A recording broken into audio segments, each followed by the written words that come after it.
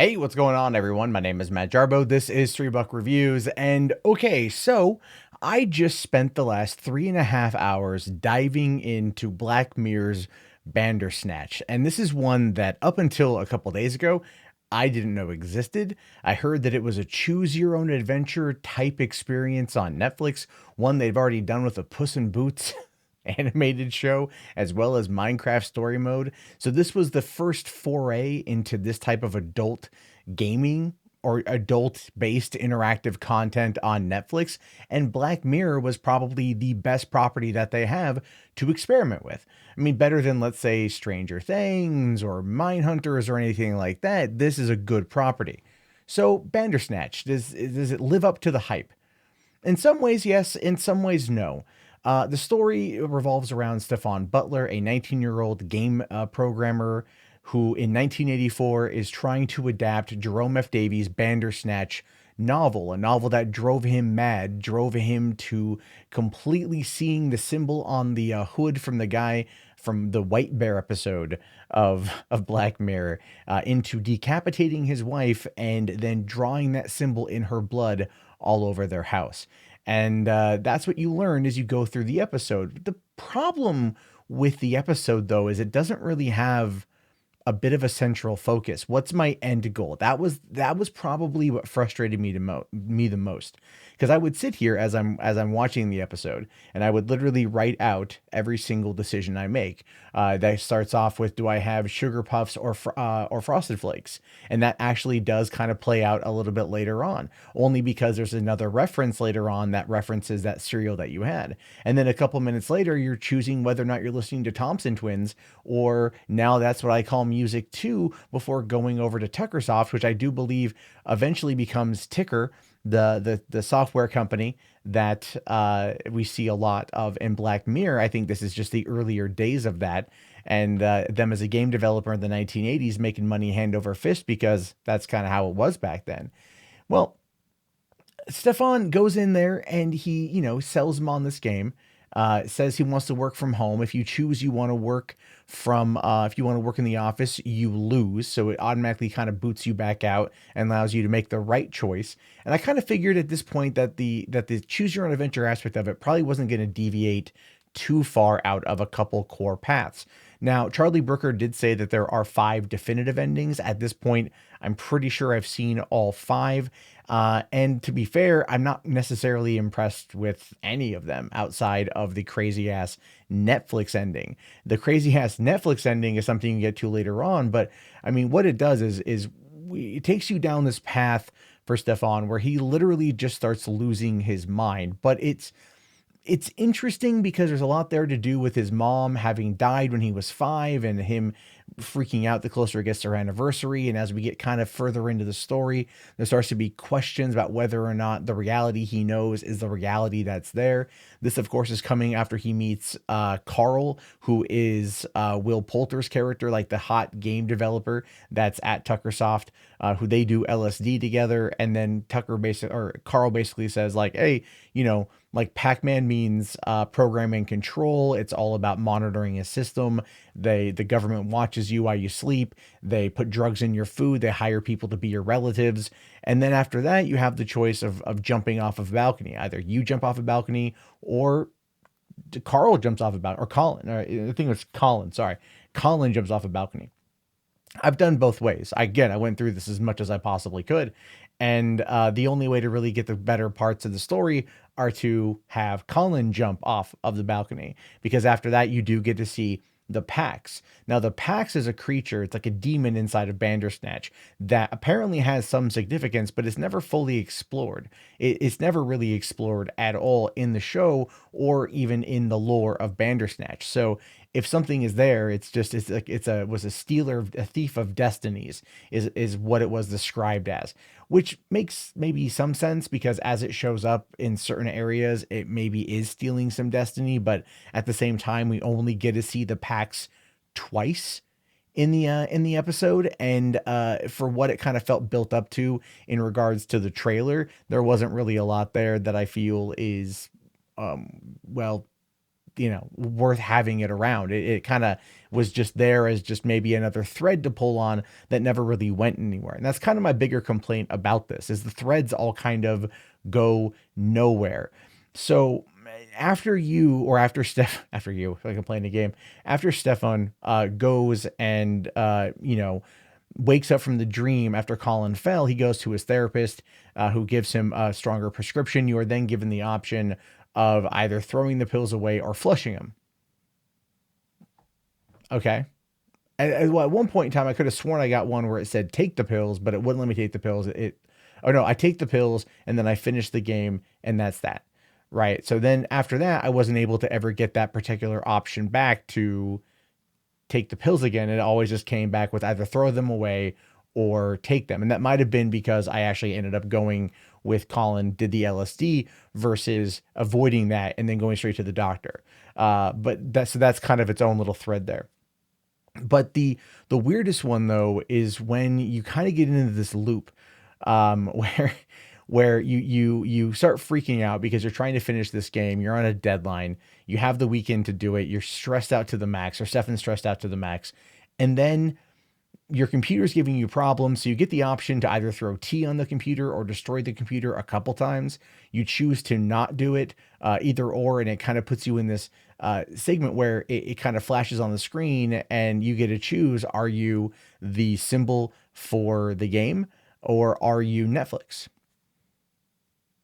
That's a weird one. That's how you get the crazy ass Netflix ending. In fact, most people are probably going to actually get the Netflix ending here because it's one of the ones that's easy to get to. The Netflix ending is basically just you realize that you are in a Netflix controlled environment. You go tell your therapist, and she's like, if this was entertainment, wouldn't it be a lot more exciting? And they go into this weird action scene, but the therapist, the way she presents that particular a question and the music that pops up and the look on her face, I'm like, are they gonna fuck? Because it feels like they're gonna fuck. They don't fuck. He throws tea in her face. She pulls out batons. They get into a fight. The dad comes in. You fight the dad. You kick him in the balls. He drags you out. End of episode. Flashes you back out over there. But there's an alternative there too, where you kind of start talking with you start talking about the programming control, and it all boils down to a choice you make when you're having a stressful moment. Do you look at a photo of your family, or do you look at a photo for writing an adventure book? When you write the adventure book, you then have a dream where you wake up in the middle of the night and you go break into your dad's safe, and you can choose what the password is. The password either boils down to one or three total different choices. Toy gives you the bunny rabbit that you were trying to find later, that you were trying to find early on when you were younger, that your mom ends up missing her early train, catches the second train, there's a huge accident, your mom dies. If you find the bunny, you're able to then put the bunny back through some weird time travel thing, and then at that point you go with your mom, and your mom dies and you die, and that's the end of the episode. Or you can choose PAX, which then shows you the PAX one more time. Again, it's creepy, but there's really nothing to it. Or you can do PAX, or the PACS, and that basically is a programming control, which then allows you to find out that you have in fact been monitored. They did hire the woman to play your mother. She's not actually dead. You're in a controlled environment. Your therapist has been recording you. Your dad's been recording you. You kill your dad for some reason.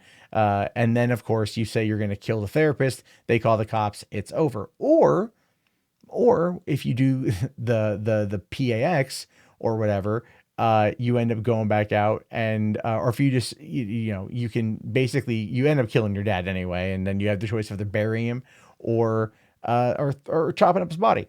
And if you decide you want to bury him, it cuts to a bit where Colin comes over to see you.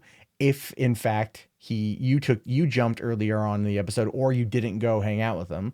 And then you have the option there to either let him go or kill him because you admit that you killed your dad. And if you say you're going to kill him, then he goes like, yeah, sure, it's fine. Because he believes that there's multiple timelines. He believes that there's multiple realities. So this is just one other thing. And so he literally hands you the weapon to kill him, and then you kill him, and then it cuts to the end saying that the game was completed, but ultimately found out that you were a murderer. If you let him go, he calls the cops, you're arrested. If you decide you want to chop up your dad's body, you then end up basically doing what Jerome F. Davies did. He chops off the head, beheads the body, writes the symbols of the symbols on the wall in the dad's blood, and then it ends with the game being very successful. And but then finding out that Stefan did in fact kill his dad, and then it cuts to the future where another coder found a game, emulated the game, now wants to remake the game, and then at the end she starts having the exact same problem. So it becomes this twisted cycle ultimately. Again, it was an interesting experiment. I thought it would be better than what it would be. I thought there would be a definitive good ending. I let myself be tricked by that. I let myself be fooled by that, ultimately thinking, "Oh, no, this is going to be Black Mirror. This is they're going to find a way to make it at least a little bit better." No. No. This isn't San Junipero, even though there is a reference to San Junipero in there. There's references to other things and other episodes and whatnot, like Metalhead, as well as the UKN, which is the news network that is used for Black Mirror, and a few other little Easter eggs here and there.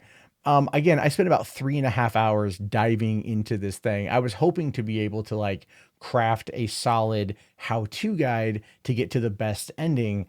Truth be told, chop up the body. That's how you get to the best ending. That's how I feel you get to the true ending of the episode, the most Charlie Brooker Black Mirror ending of the episode. It is worth your time to go through once or twice, but you'll find yourself by the end basically going and just fast forwarding to get to the next section to kind of go back and select the next potential outcome, which is not good when you're trying to tell the story with multiple branching paths, when you're trying to fast forward yourself to get there. They rumored to have 5 hours of content. I think it only has about an hour and a half worth of content total, because that's what it says. 90 minutes is definitely not a 90-minute story. It's like a 40-minute story. But you also, if you don't want to have any control of it, and I might do this tomorrow, is you just hit play and you let it decide, and it will decide for you.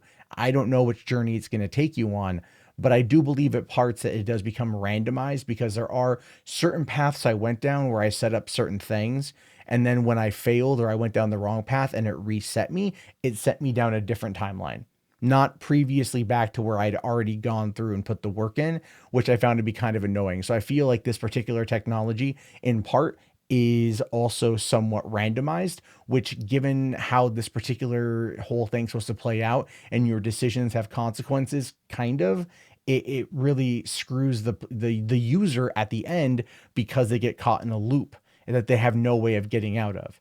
And that's one of the reasons why I think it's a bit of an issue. But I will say what I loved is the acting was great, the score was great. David Slade did a great job directing it. The little references here and there were fantastic. I like the games journalist kid that pops up quite often at the end of a run, where he tells you like the game is either great, it's terrible, or it's like middle of the road. Then there's also like a little mini documentary about whatever your exploits might have been, which is kind of cool as well. Very, very Black Mirror-esque. And it's a good experiment. But as far as a full episode of Black Mirror, it's definitely not the best episode. It's not the worst episode. But it's a nice lead in to what's going to come with season 5 here, pretty damn soon. I'm hearing before the end of January. So on that one. But anyway, if you played Bandersnatch, if you checked out Bandersnatch, what do you guys think about it? Do you feel that it's worth the time investment, not worth the time investment? I want to know your thoughts. Anyway, I'll talk to you guys later. Have yourself a great day, and peace out.